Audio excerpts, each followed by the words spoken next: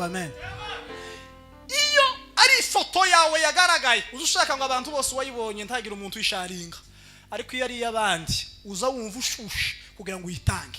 Iyo wamenya amakuru ya Ntagawa mabi uza wumva ushushe wo yatanga, iyo ari yawe uza wumva abantu bose bo yahisha ntagira umuntu uzoyavuga. Kubera iyo mpamvu abantu barikunda ku rwego badashobora gukunda abandi. Ariko biravuga ngo amategeko nabiri, ukunde mugenzi wawe nkuko wikunda, hanyuma ukundisha Uwiteka wawe. Ubutunzi bwawe n'umutima wawe n'ibintu byawe byose. Umunyabyaha ucira urubanza, urubanza rw'abanyabyaha.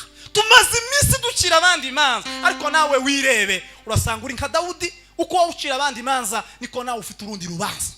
Bibiliya ivuga mu butumwa bwiza nguko bwanditswe na Yohana 8:1 ngo nuko bazanira Yesu umugore wafashwe asambana, ngo baramubwira ngo bagiye kumutera amabuye, kandi ikibazo gacari cyabaye kofi. Ntago cyari ikibazo cyari gusambana, ngo nuko yafashwe. Abatarafatwa nta kibazo.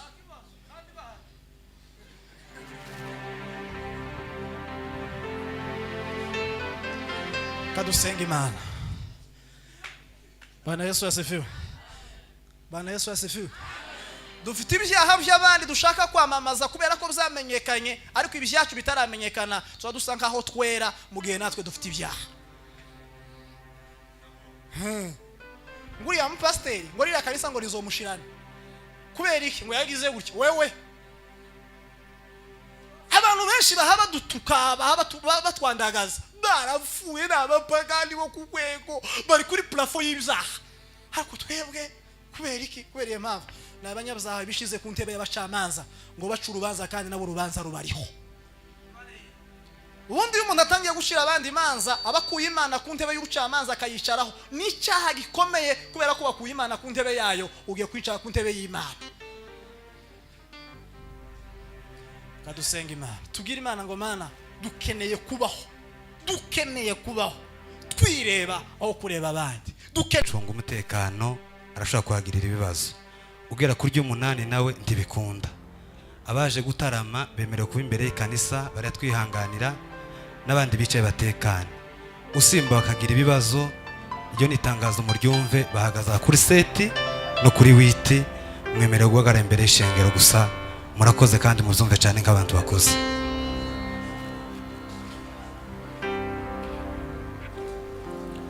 Bwana Yesu asifiwe. Mwami Yesu, tunejejwe n'ibihe byiza imbere yawe. Bane natwe buzuza imitima y'abicaye muri iki kibanza. Natwe turi hano tugira umugisha wo kuvugana nabo. Ishimwe rigusubirire uyu munsi kwezi w'igishira ku bw'izina rya Yesu Kristo. Amen. Turebere hamwe mu butumwa bwiza ko bwanditswe na Luka ibice 5:1 kugeza ku murongo wa 11. Ubutumwa bwiza uko bwanditswe na Luka igice ni ca 5 umurongo wa 1 kugeza ku murongo wa 11. Saba mvandimwe kinyoni ni bafite Bibiliya cyangwa telefone nta kibazo, dusomere mu butumwa bwiza ko bwanditswe na Luka igice ca 5 umurongo wa 1 kugeza ku murongo wa 11. Niho dusoma honyine, hanyuma tuganire ijambo ry'Imana. Ubutumwa bwiza ko bwanditswe na Luka igice ca 5 umurongo wa 1 kugeza ku murongo wa 11. Kadusoma mu izina rya Yesu. Mutwe ijambo ravuze ngo Yesu arobesha ifi nyinshi. Kuzamurire banzamurire ni iryo ryose ngira bazoba bakoze, ntabwira irirenze rwose. Murongo wa 1 ravuga ngo Yesu yarahagaze ku kibaya c'inyanja ya Nezareti, nuko abantu benshi bamubyiganiraho ngo bumve ijambo ry'Imana. Murongo wa 2 abona amato abiri atsitse ku nkombe y'inyanja, ariko abarobyi babiri ariko abarobyi babiri bari bayavuyemo bamesa inshundura zabo yikira mu bwato umwe bwari ubwa Simoni amusaba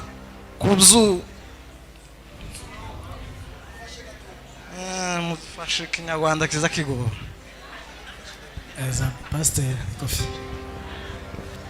Imana imuhe umugisha. Dukomeze umurongo wa 3 haravuga ngo yikira mu bwato bumwe bwari ubwa Simoni amusaba kubutsuraho gato ngo buve ku nkombe. Aricara yigisha abantu ari mu bwato. Arangije kuvuga abwira Simoni ati igira imuhengeri mujugunye inshundura murobe. Simoni aramusubiza ati databuja twakesheje ijoro dukora cyane nyamara ntaco twafashe, ariko kuko ubivuze reka nzijugunye.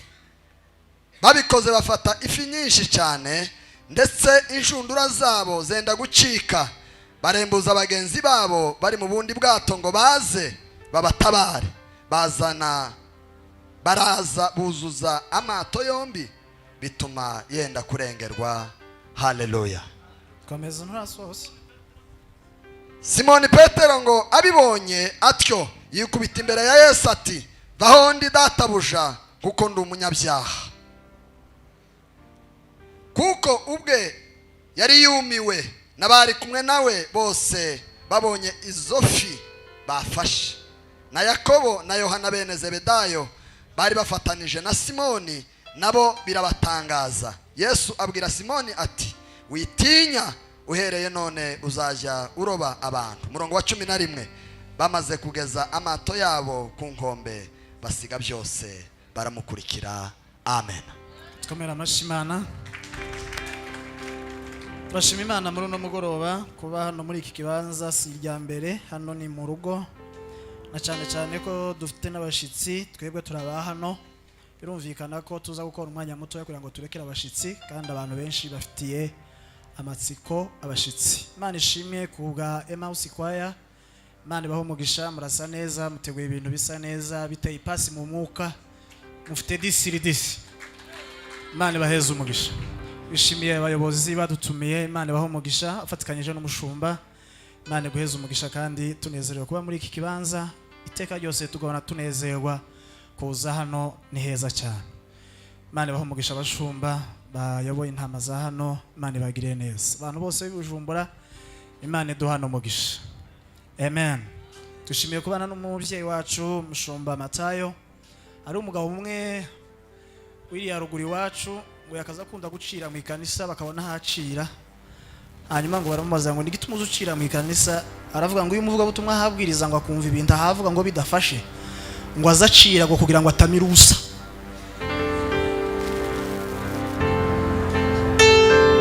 Onzi yogomba kumira gusa ngo ubusa ngo iyo hayumva bihabwiriza ibintu bitabifata ngo azacira kugira ngo atamira ubusa. Turashima Imana ko tuhatumira ibintu ubuzima. Imana inyujije umukozi w'Imana. Dukomere Imana amashyi menshi cyane. Haleluya. Imana mu mugisha, Imana uheze umugisha abantu bose beceye kibanza. Bo turi kumwe twese kuri afishe Mbabazi, muvandimwe Berangeyo Kofi ndetse n'abandi bashitsi benshi batandukanye. Imana iduhana umugisha. Serugo n'umuvandimwe wacu bari kumwe namwe. Imana ibagire neza abashumba bose. Imana iduhana umugisha. Baririmbye hano cyane tumva tumirewe neza cyane light irimbye neza. Numva nkumbuye nk'igiterane cya Hope kiremereye. Imana ibaheze kuryumva iryo jambo y'umushumba avuze gutyo kera aba yapanze gahunda. Naje muzonshira ifaranga nyinshi muri byo ariko icyo kintu inaco mu gitekerezo. Nagira ngo tuganire ijambo ry'Imana mu minota mikeya twahawe kugira ngo twakire umushumba. Afite teme njewe ntago tumuvuga ubutumwa cyane n'ubu nyine gusa muri rino joro kandi dufite umwanya mutoya. Nahisemo rero ko tuza kuganira ijambo ry'Imana. Turarebera hamwe ibintu dushobora kwigira muri kino gice tumaze gusoma kandi n'umwanya mutoya. Si ni ryambere mbiganiriye ahubwo nuko biri kumfasha. Kintu cya mbere dushobora kwigira muri kino gice tumaze gusoma nuko nta ntebe wicayeho idafite umutsimbura. nta ntebe wicayeho idafite umuramplasa. Bibiliya yavuze ngo amato ngo yari abiri, ariko Yesu ngo yinjira muri bumwe, ariko ageze mu ruhengeri aza guhamagara ubundi. Nagira ngo nkubwire, nta ntebe nimwe wicayeho idafite umutsimbura.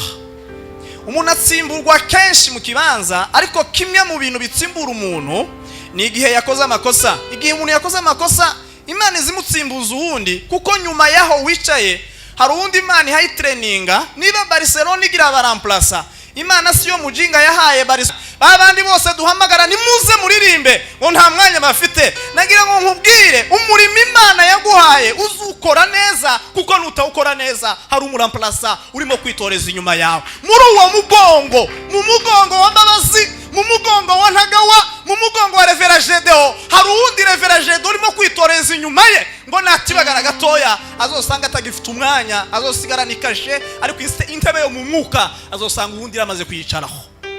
Amato nabiri. Nagira ngo nkubwire ko nta ntebe wicayemo idafite umutsimbura. Haleluya. Bwana Yesu asifiwe. Hakibaza mbere hose basigaye baguhamagara ngwino uririmbe, banza witonde. Nta kibanza wicayemo kidafite umuramplasa. Uzatinda kuza kuramisha, uzasanga undi yamaze gukaba kandi azoturirimbisha neza. Nushaka no gusa guhamagara tukwima umwanya, kuko umuramplasa ukwiye iyo ntebe yawe yamaze kuboneka. Nta kibanza wicayemo kidafite umutsimburo. Cyakabiri, kwa Yesu ni kwishuri ryiza. Kwa Yesu ni kwishuri ryiza. Abantu bose ngo bamaze kwegera Yesu ngo atangira kubigisha ijambo rye. Nagira ngo nkubwire, kino kibanza si kibanza cyo gukiniramo, ni kibanza cyo kwiga mu Imana, ni kibanza cyo kwigira mu ijambo ry'Imana. Abakunzi b'ijambo ry'Imana bakwiye kurangwa n'ibintu bitatu bikurikira. Icyambere, iyo umuntu avuga ko akunda ijambo ry'Imana, akwiye kurangwa n'ibintu bitatu bikurikira. Icyambere, akwiye gukunda kurisoma cyane no kuritegera. Icyakabiri, akwiye gukunda kurishira mu bikorwa cyane. Icyagatatu, akwiye gukunda kurigezaho ritaragera. Abakunzi b'ijambo ry'Imana barangwa n'ibintu bitatu, ntago ari byinshi. Icyambere ni ugukunda gusoma ijambo ry'Imana no kuritegera. Icyakabiri ni ugukunda kurishira mu bikorwa cyane. Icyagatatu ni ukurigezaho ritaragera. Niba Imana yaraguhaye agatelefone, si ukugira ngo wohereze amafoto wambaye ubusa, ni ukugira ngo wohereze ijambo ry'Imana. Hari abantu bagutegereje bashobora kubona ga short message umuhaye, akamenya ko Kristo yapfuye akazuka kandi yamupfiriye kugira ngo azaronke ubugingo. Bwana asifiwe. Bwana Yesu asifiwe. Opportunity yose ubonye mu modoka ni kugatuti, ahantu hose ni kugatuti, mu isoko ni kugatuti, ahantu hose wabwiriza ubutumwa bwiza. Kandi nagira ngo mbabwire, inzira zibiri zihambaye Uwiteka yaciye yo kubwiriza ubutumwa. Inzira ya mbere ni yakanwa, inzira ya kabiri irenze yakanwa ni imibereho myiza ihindutse nk'uko Kristo abishaka. Bibiliya iravuga ngo nubwo badusebya, hari Yesu wakiriye. Kumaze iminsi utangisha 10, hari Yesu wakiriye. Kumaze iminsi mu ikanisa, Yesu waramwakiriye. Amen. Bwana Yesu asifiwe. Soza rero nasoma gusa wena ntabisobanuye. Amen, amen.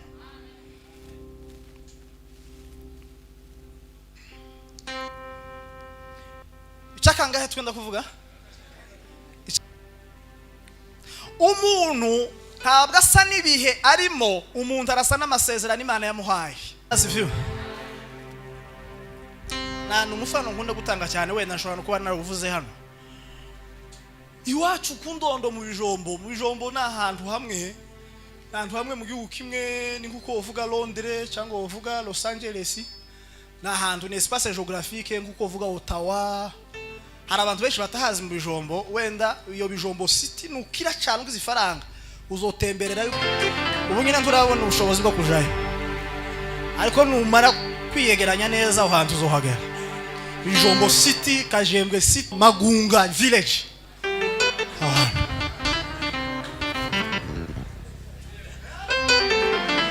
Tugituye aho ngaho muri ico gihugu cyitwa aho hantu muri ico gihugu, ariko nyine muri ako gace kitwa Bijombo. Mu bijombo nje niho navukiye. So mama yari umuhinzi, papa akaba umworozi. papa rero twagiraga inka y'ikirayi igakamwa amata y'umweru. Jewe naje gukamisha inka yabaga ari ikirayi yarishije ibyatsi bibisi igakama amata y'umweru. Najeyo papa yamara gukama agasagura, ntazavuga gucuranura amata, bavuga gusagura mu rurimi rw'amahanga, abantu badafite urufuka bw'imuhira. Iyo ni kuru disware mbahaye y'ubuntu. Timunyishura simba saba ifaranga. Hanyuma iyo yamaraga gukama akadete kuzuye yasaguriraga mu kajerekani mfite. Hanyuma ngatahana amata wenda yuzuye cyangwa tuzuye bitewe nuko inka yarese. Nagere mu rugo mama gatangira kwita amata izina, ariko amata yavuye mu nkimwe, papa niwe yakamye nanje nije wakamishije. Nashiki muhira mama gatangira kwita amata izina, amaka yashira mu nkongoro isizingwa bogesheje amaganga, ifite n'agatemeri keza kaka yarazi kuboha imitemeri n'intamyi n'uruhindu, yamara akavuga ngo aya mata ngo nayaso.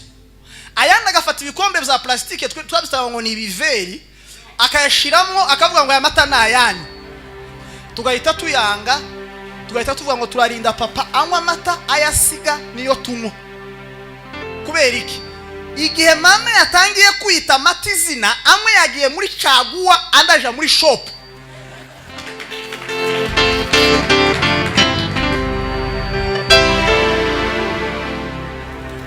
Kubera izina gusa. Bongo twabaga turi muhira, mama yamara gucumba umutsima agahakurira mu masahana abiri. Imwe yibakure yamara gushira umutsima akawusimbiza neza, akawufundikiza umutemeri wayo, uwundi mutsima akawuhakurira mu isahani yitwa umurangara, akayifundikiza isafuriya yacumbiyemo. Yamara akavuga ngo uyu mutsima ni uwaso, akavuga ngo uyu ni uwacu. Tukamatuzira tukavuga ngo turarinda uwo papa siga niwo turya. Kubera iki? Uwacu uri muri caguwa, uwamuzehe wazamutse. Ariko byategwaga niki? Ntabwo byategwaga nuko umutsima ifu zitandukanye. Ifu yabaga ari imwe, isafuriya yabaga ari imwe yacumbiyemo, kandi uwacumze yabaga ari umwe. Ariko ikintu cyatandukanyaga amata, ikintu cyatandukanyaga umutsima, ikintu cyatandukanyaga ibigori twavuye gusarura, bimwe baravyosaga bakayishira ku mashyiga kikama gitukura cyose, ikindi bakavumbaguza ahi ugahungura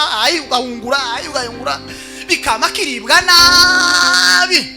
Ariko izamuzehe no kubitukuza neza agashira mu isahani agakaraba akabiryaniye shima. Byose byabaga ari ibigori, byose byabaga ari amata, byose byabaga ari umutsima. Ariko igitandukanye ni ijambo mukecuru yavuze hejuru ya amata. Mbabwire bene data, turi hano mu isi twese turi imvange, twese turi ifimwe, twese turi amatamwe, twese turi ibigori bimwe. Ariko hari ibigori bizatorewe Imana, biriho ijambo ry'Imana, bigenda ijambo ry'Imana, ijambo ry'Imana. Ntabwo usa n'amakuba kuriho, urasa n'icyo Imana yavuze. Halo! Urasa n'icyo Imana yavuze. Hari ibigori bizokerejwe Imana, hari amata yaterekiwe Imana, hari amata ari mu nkongoro y'Imana. Abo nabizera umwami Yesu bariho ijambo.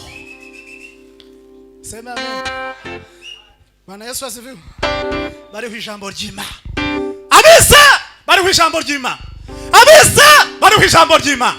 Ijambo ry'Imana rigenda ku buzima bwacu. Nigeze kubabwira umugabo umwe uyizeye, arafite umwana, umugabo w'umupasiteri nkuko kwanje. Hanyuma ngo arizera avuga ati tugize iminsi imvura itagwa mu gihugu, none umunsi kanaka tuzahure twese dusengera imvura. Umunsi ugeze abwira umugore bati uzinga neza igitenge, hanyuma mfate n'isakame nanjye ndafata Bibiliya na kororome n'umusaraba n'ikoti tuje gusengera imvura. Ngo basohoke mu nzu, umwana yitwaza umwivuri, papa waramubwira ati reka kwirushya wowe siga umwivuri urakuvuna. Hanyuma umwana aramubwira ati reka nje n'umwivuri tuje gusengera imvura. Papa waramubwira ati se ko wawirushya? Nyina aramubwira ati uyu mwana ubundi abana n'abana, reka jana no mwivuri uramurushya namara ugarure. Batsa ntage ngo bashike umugabo w'umupasiteri arayobora nkuko kwanje arayoboye, bararirimze ngo bamare bati sawa ibintu zose ruwe amaturo ijambo ry'Imana ale kata dusengera imvura. Mana mu izina rya Yesu kondazation ibicu nibihinde imvura ningwe bati bavuge ngo amen imvura ya amigo. Umwana amavuga ati sawa reka mfungura umwivuri wanyu. Papa ngo yamatangira kumuhamagara ati papa itonda sana umwivuri hano. umwana aramubwira ati nimunyagirwe muzamuza gusenga Imana mutizeye jewe naje gusengera imvura nzi ko Imana izayumva ntibisaba ko tijikoto yinjira mu matwi yayo kugira ngo nyumve niyo mpamvu naje nitwaje umwivuri ariko mwebwe mwaje gusenga mwamaze guhabwa igisubizo cano niyo mpamvu mugomba kunyagirwa umwana ataha pasiteri na mama pasiteri bataha babanyagirwa ubundi kwizera niki kwizera nukuja gusengera imvura witwaje umwivuri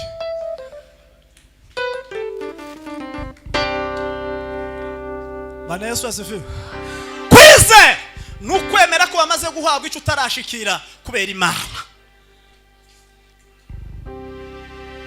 icyanyuma sorezaho twigira muri kino gice ntuzaha agaciro umugisha wahawe n'Imana kuruta Imana yaguhaye umugisha tuzaha agaciro umugisha wahawe n'Imana kuruta umugisha wahawe n'Imana tuzaha agaciro umugisha wahawe n'Imana kuruta umugisha wahawe ni kuruta Imana itanga imigisha tuzaha agaciro abana bawe Imana yaguhaye ngo wibagirwe Imana yabaguhaye ntukanezerererwe umugabo cyane ngo wibagirwe Imana itanga abagabo ntuzanezerererwe pastor ntuzanezerererwe ino paruwase ngo wibagirwe Imana itanga paruwase ntuzanezerererwe imodoka ngo bamuduhahaza wibagirwe Imana itanga imodoka uburyo bwiza bwo gucungira umutekano Imana imodoka Imana yaguhaye nukuguma n'Imana itanga imodoka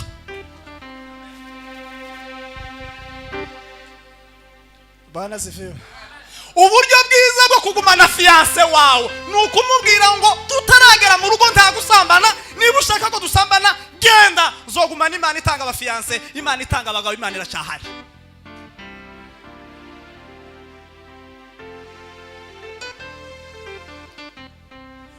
Bana Yesu asifiwe Bana asifiwe Bana Yesu asifiwe sana ari jambo maze iminsi mbwiriza nyonsoreza rivuga ngo umunyabyaha uciriwe urubanza uca urubanza rw'abanyabyaha umunyabyaha uciriwe urubanza uca urubanza rw'abanyabyaha abo twabanye kwa gatatu niko twaganiriye umunyabyaha uciriwe urubanza uca urubanza rw'abanyabyaha quelqu'un qui est coupable qui se met aux chaises de quoi de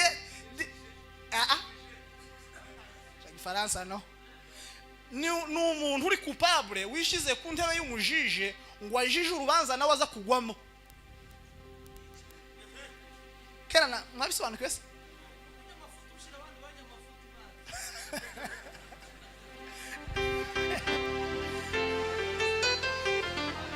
aya nuko tuzamurira Imana amaboko turebe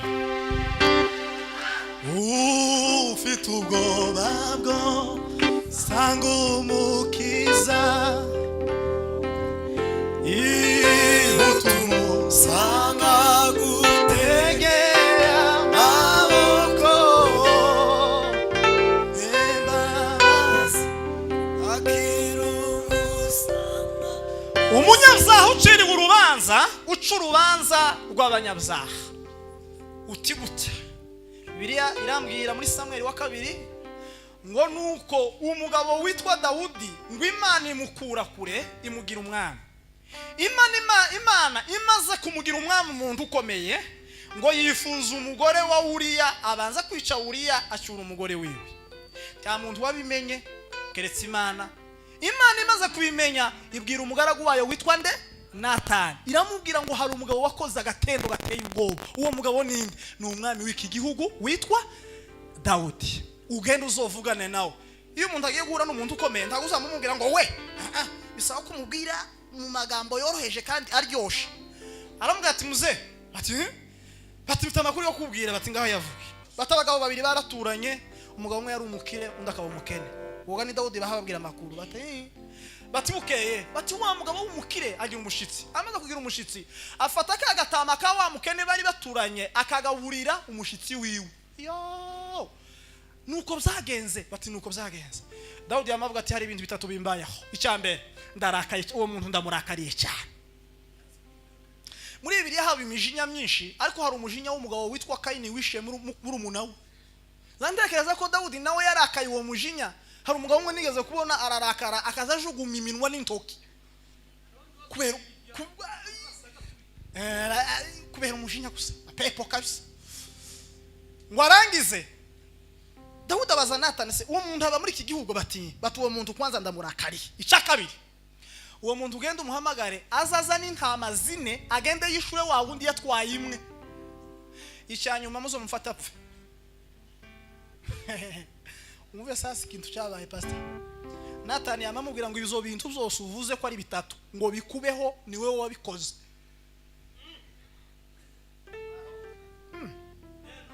icyambere niki narakaye cyane icya kabiri afata intama zine ariho yatwaye imwe icya gatatu mumuzana apfe ni nkaho Dawudi ariko avuga ati ndirakariye nzoriha kane nimara kuriha gutya mwama munyica Nathan yamamubwira ati reka ngukurireho irido reka ngukurireho igishishwa ku muneke nariko nguhera nako ngweza umuneke uriho igishishwa reka nkureho uwo muntu ni wewe wigirira umujinya icya kabiri uzana intama zine turihe uriya icya nyuma uduheza imbuga itatu kwisha Dawudi yamavuga ati nuko byagenze I'm sorry ariko mbere kubera ko bari abandi ariko yamavuga ati mukubite asanga ari we yamasaba imbabazi ubuzima bw'abakristo no munsi iyo bitabariho bazavuga ngo bapfe iyo babariho basaba imbabazi ariko ijambo ry'Imana navuga ngo nkuko ushaka ko bakugirira ngo ubu wa mbere wo kugirira abandi muvuge ngo amen iyo ari ifoto yawe yagaragaye uzushaka ngo abantu bose wayibonye ntagira umuntu wisharinga ariko iyo ari yabandi uza wumva ushushe kugira ngo uyitange iyo wamenya makuru ya Ntagawa mabi uza wumva ushushe wo yatanga yara yawe uza wumva abantu bose bo yahisha ntagira umuntu uzoyavuga kubera iye mpamvu abantu bari kunda ku rwego badashobora gukunda abandi ariko biravuga ngo amategeko nabiri ukunde mugenzi wawe nkuko wikunda hanyuma ukundisha Uwiteka wawe ubutunzi bwawe n'umutima wawe n'ibintu byawe byose umunyabyaha ucira urubanza rw'abanyabyaha tumaze iminsi ducira abandi imanza ariko nawe wirebe urasanga uri nka Dawudi uko wawucira abandi imanza niko nawe ufite urundi rubanza Bibiliya ivuga mu butumwa bwiza nguko bwanditswe na Yohana 8:1 ngo nuko bazanira Yesu umugore wafashwe asambana ngo baramubwira ngo bagiye kumutera amabuye kandi ikibazo gacari cyabaye kofi ntago cyari ikibazo cyari gusambana ngo nuko yafashwe abatarafatwa nta kibazo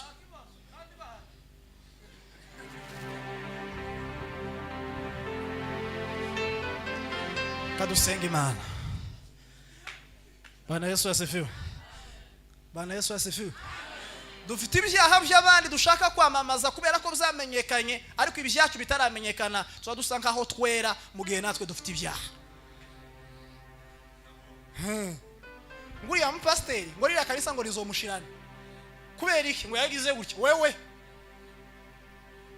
abantu benshi bahaba dutuka batwandagaza barapfuye n'abapagani bo ku rwego bari kuri plafo y'ibyaha ariko twebwe kubera iki kubera iyo mpamvu n'abanyabyaha bishize ku ntebe y'abacamanza ngo baca urubanza kandi nabo urubanza rubariho ubundi iyo umuntu atangiye gushira abandi imanza abakuye Imana ku ntebe y'ubucamanza akayicaraho n'icyaha gikomeye kubera ko bakuye Imana ku ntebe yayo ugiye kwicara ku ntebe y'Imana kadusenga Imana tugira Imana ngo Mana dukeneye kubaho twireba aho kureba abandi dukeneye kwireba ngo tubone ko tunaniwe dutumbira umusaraba imitwaro yacu igwe yose iveho tubone ijuru kubwo Yesu Kristo wadupfiriye ushobora kuba hari icyo wumvishije uhaguruka tugasengana kugira ngo Imana ibane nawe ni lazima imutumikie so mama yari umuhinzi papa akaba umworozi papa rero twagiraga inka y'ikirayi igakamwa amata y'umweru yewe naje gukamisha inka yabaga ari ikirayi yarishije ibyatsi bibisi igakama amata y'umweru najeyo papa yamara gukama agasagura ntazavuga gucuranura amata bavuga gusagura mu rurimi rw'amahanga abantu badafite urufwabi rw'imuhira iyo ni kuru disware mbahaye y'ubuntu timunyishura simba saba ifaranga hanyuma iyo yamaraga gukama akadete kuzuye yasaguriraga mu kajerekani mfite hanyuma ngatahana amata wenda yuzuye cyangwa tuzuye bitewe nuko inka yarese nagera mu rugo mama gatangira kwita amata izina ariko amata yavuye mu nkimwe papa niwe yakamye nanje nije wakamishije nashiki muhira papa mama gatangira kwita amata izina amakashira mu nkongoro isizingwa bogesheje amaganga ifite n'agatemeri keza kaka yarazi kuboha imitemeri n'intamyi n'uruhindu yamara akavuga ngo yamata ngo nayaso ayana gafata ibikombe bya plastike twabisaba ngo ni ibiveri akayashiramo akavuga ngo yamata nayani tugahita tuyanga tugahita tuvuga ngo turarinda papa anywa amata ayasiga niyo tunywa kubera iki igihe mama yatangiye kwita amata izina amwe yagiye muri caguwa andaje muri shop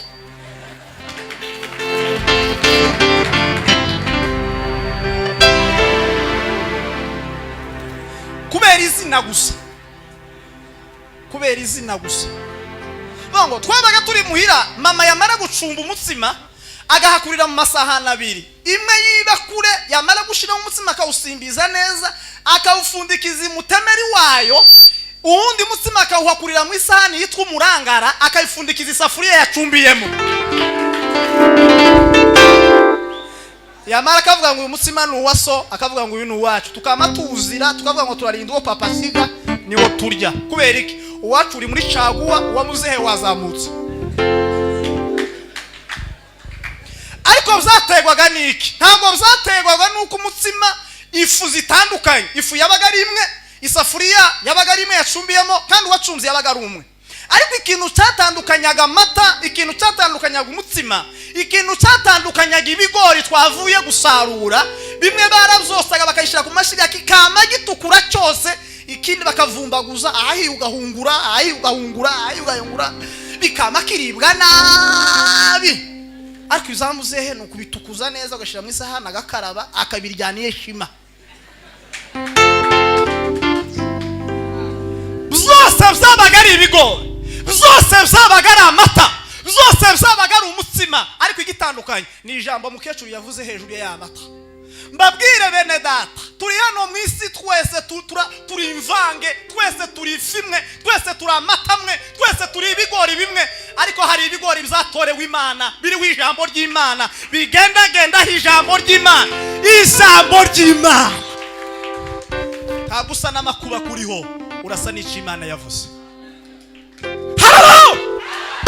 urasa n'icyo Imana yavuze hari ibigori bizokerejwe Imana hari amata yaterekiwe Imana hari amata ari mu nkongoro y'Imana abo nabizera umwami Yesu bariho ijambo sema Bwana Yesu asifiwe bariho ijambo ry'Imana abisa bariho ijambo ry'Imana abisa bariho ijambo ry'Imana ijambo ry'Imana rigenda ku buzima bwacu nigeze kubabwira umugabo umwe uyizeye yari afite umwana umugabo w'umupasiteri nkuko kwanje hanyuma ngo arizera avuga ati tugize iminsi imvura itagwa mu gihugu none umunsi kanaka tuzahura twese dusengera imvura umunsi ugeze abwira umugore bati uzinga neza igitenge hanyuma mfate n'isakame nanjye ndafata Bibiliya na kororome n'umusaraba n'ikoti tuje gusengera imvura ngo basohoke mu nzu umwana yitwaza umwivuri papa waramubwira atereka kwirusha wowe siga umwivuri urakuvuna hanyuma umwana aramubwira atereka nje n'umwivuri cyo gusengera imvura papa waramubwira ati se ko wawirushye nyina aramubwira ati uyu mwana ubundi abana n'abana reka jana no mwivuri uramushya namara ugarura bati ntage ngo bashike umugabo w'umupasiteri arayobora nkuko kwaje arayoboye bararirimze ngo bamare bati sawa ibintu zose ruwe amaturo ijambo ry'Imana are kata dusengera imvura mana mu izina rya Yesu kondazation ibicu nibihinde imvura ningwe bati bavuge ngo amen imvura ya amigo umwana amavuga ati sawa reka mfungura umwivuri wanyu papa ngo yamatangira kumuhamagara si papa itondaza no mwivuri hano umwana aramubwira ati ni munyagirwe muzamuza gusenga Imana mutizeye jewe naje gusengera imvura nzi ko Imana iza yumva ntibisaba ko tijikoto yinjira mu matwi yayo kugira ngo nyumve niyo mpamvu naje nitwaje umwivuri ariko mwebwe mwaje gusenga mwamaze guhabwa igisubizo cano niyo mpamvu mugomba kunyagirwa umwana ataha pasiteri na mama pasiteri bataha babanyagirwa ubundi kwizera niki kwizera nukuja gusengera imvura witwaje umwivuri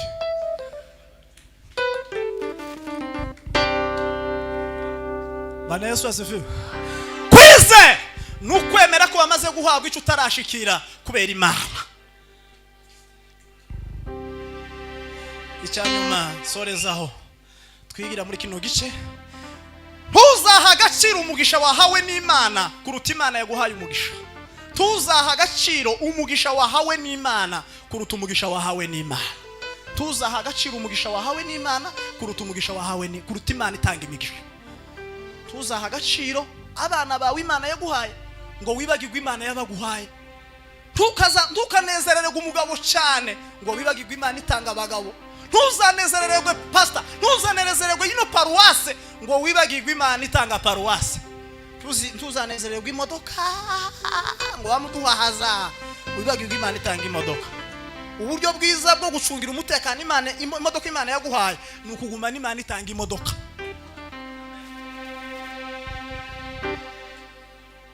Bana sifiwe. Uburyo bwiza bwo kugumana fiance wawe ni ukumubwira ngo tutaragera mu rugo nta gusambana, niba ushaka ko dusambana genda zogumana Imana itanga abafiance, Imana itanga abagabo, Imana iracyahari.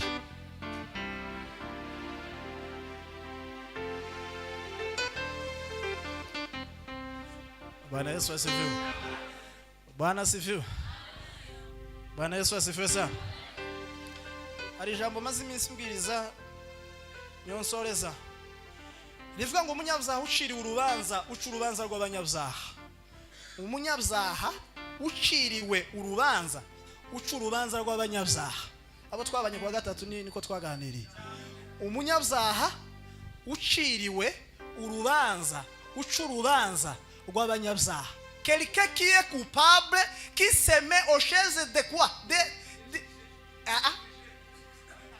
Faransa no. Ni umuntu uri coupable wishize ku ntebe y'umujije ngo ajije urubanza nawe aza kugwamo. Kerana mwabisobanukiwe se?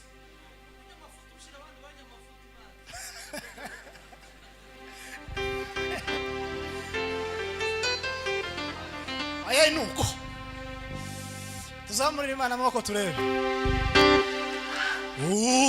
Ufite ubwoba bwo sanga umukiza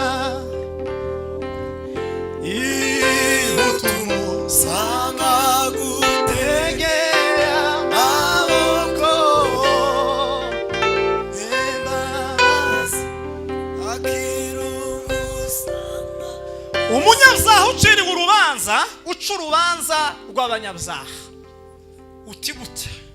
Bibiliya irambwira muri Samuel wa 2 ngo nuko umugabo witwa Dawudi ngo Imana imukura kure imugira umwami.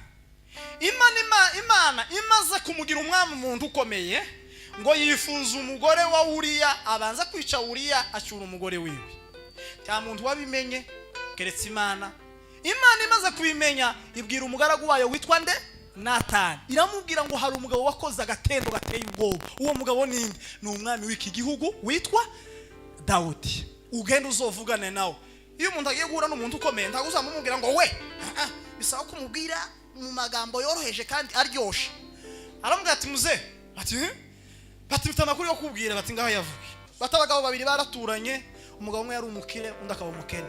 Woga ni Dawudi bahababwira amakuru bati bukeye bati wa mugabo w'umukire agira umushitsi. Amaze kugira umushitsi afata akagatama ka wa mukene bari baturanye akagaburira umushitsi wiwe. Yo nuko byagenze bati nuko byagenze.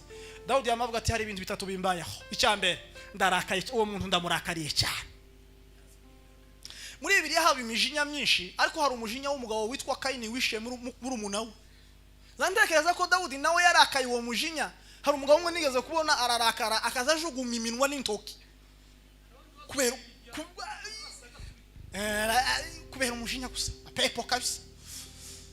Ngo arangize Dawudi abaza Natani se uwo muntu aba muri iki gihugu bati uwo muntu kwanza ndamurakariye. Icya kabiri uwo muntu ugenda umuhamagare azaza n'intama 4 agende yishure wa wundi yatwaye imwe. Icyanyuma muzo mufata apfe. Umve sasa ikintu cyabaye pastor. Natani yamamubwira ngo ibizo bintu byose uvuze ko ari bitatu ngo bikubeho ni wewe wabikoze.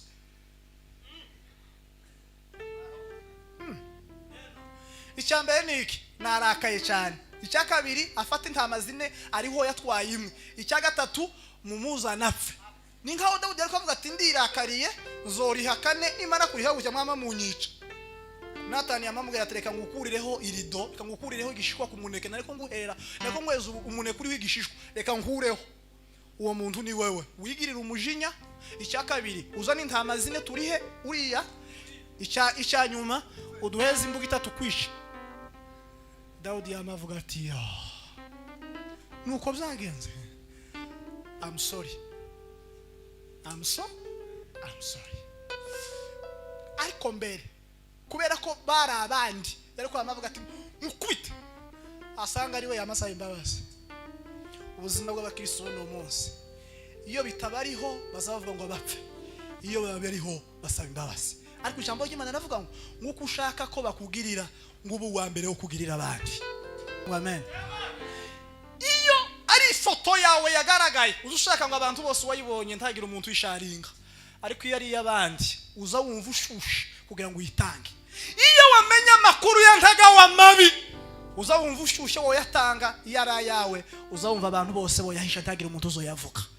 Kubera iyo mpamvu abantu barikunda ku rwego badashobora gukunda abandi. Ariko biravuga ngo amategeko nabiri, ukunde mugenzi wawe nkuko wikunda, hanyuma ukundisha Uwiteka wawe. Ubutunzi bwawe n'umutima wawe n'ibintu byawe byose.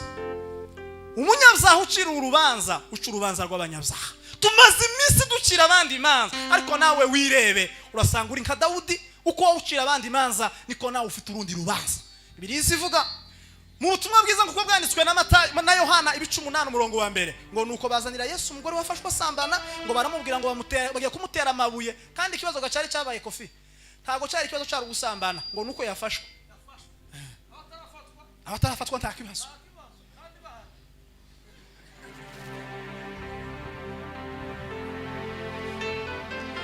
Kadusenga Imana. Bwana Yesu asifiwe. Bwana Yesu asifiwe. Dufite ibyaha by'abandi dushaka kwamamaza kubera ko byamenyekanye, ariko ibyacu bitaramenyekana tuba dusanga aho twera mu gihe natwe dufite ibyaha. Nguriya mupasiteri ngo rira kanisa ngo rizomushirane kubera iki ngo yagize gutya. Wewe abantu benshi bahaba dutuka, bahaba batwandagaza, barafuye n'abapagani bo ku rwego bari kuri plafo y'ibyaha. Ariko twebwe kubera iki? Kubera iyo mpamvu n'abanyabyaha bishize ku ntebe y'abacamanza ngo baca urubanza, kandi nabo urubanza rubariho. Ubundi umuntu atangiye gushira abandi imanza abakuye Imana ku ntebe y'ubucamanza akayicaraho, n'icyaha gikomeye kubera ko bakuye Imana ku ntebe yayo ugiye kwicara ku ntebe y'Imana. Kadusenga Imana, tubwire Imana ngo Mana dukeneye kubaho twireba aho kureba abandi. Dukeci igwe yose iveho tubona ijuru kubwo Yesu Kristo wadupfiriye. Ushobora kuba hari icyo wumvishije uhaguruka tugasengana kugira ngo Imana ibane nawe. Ni lazima nimutumikie Mwokozi Bwana wangu, nisipoifanya kazi yake siku moja nitadaiwa. Ni lazima nimutumikie Mwokozi Bwana wangu, nisipoifanya kazi yake moja nitadaiwa. Avuna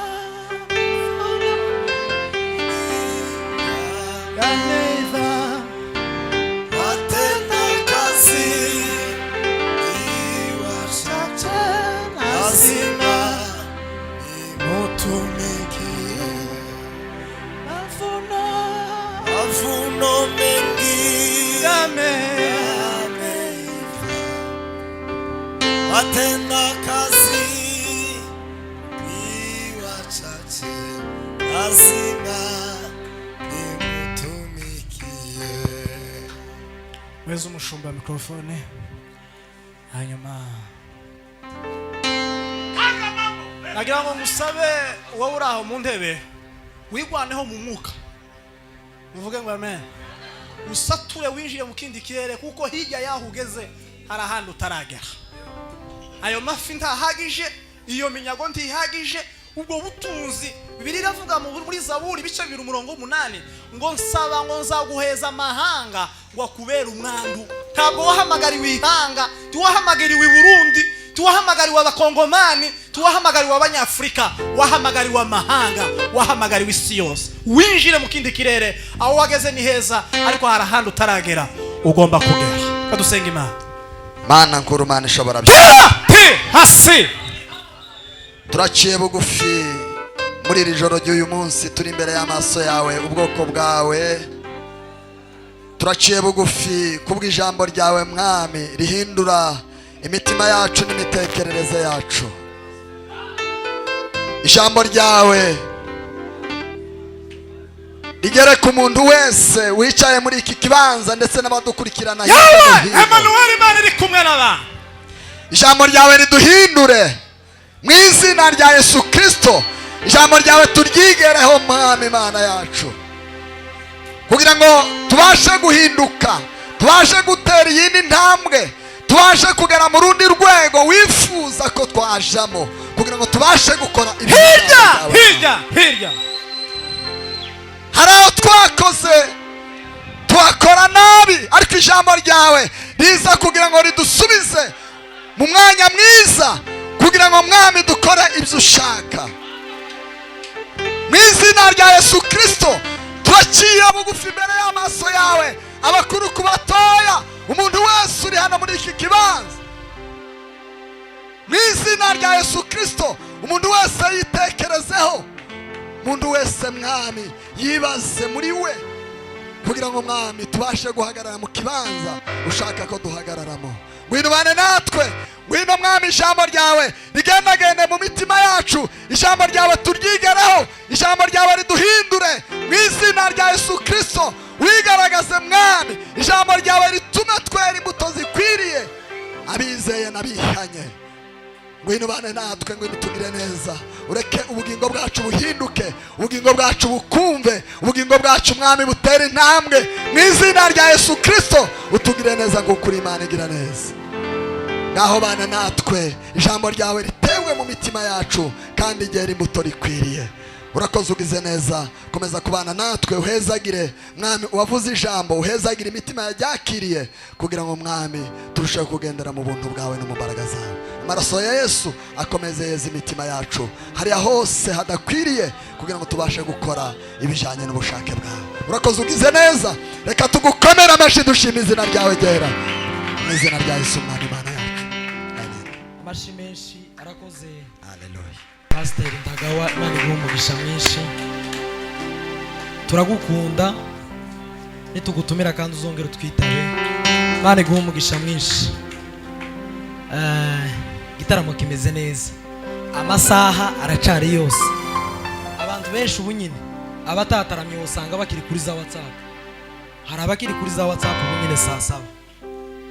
Tugiye kuja kumva kandi ijambo ry'Imana. Amen. Tugiye kuja kumva kandi ijambo ry'Imana. Asigaye abavuga butumwa babiri, Mushumba Revera na Evangeliste Kofi. Sibyo? Reka tubakire kwanza, mbanze mbiyegereze kubera ko barasa n'abashitse nyuma Mushumba amaze kubakira. Evangeliste Kofi byaguruka, Pastor Bidagara byaguruka, n'umuvandimwe Mbonigaba, n'umushumba Revera wo muri Philadelphia na Serugo yashitse bamaze kwakira. Turabishimiye. Amashyi menshi kuri bano bagabo, mwagize neza. Imana yo mwijuru ibaho umugisha. Mwaje kwitaramira, twebwe mwaje kudukubitira, ariko cyane cyane ni mwebwe mwamwitaramira. Turavuze ngo mwegere, Imana yo mwijuru bagire neza. Tubakomera amashyi menshi. Tugiye kwakira indirimbo zibiri z'abaririmbyi.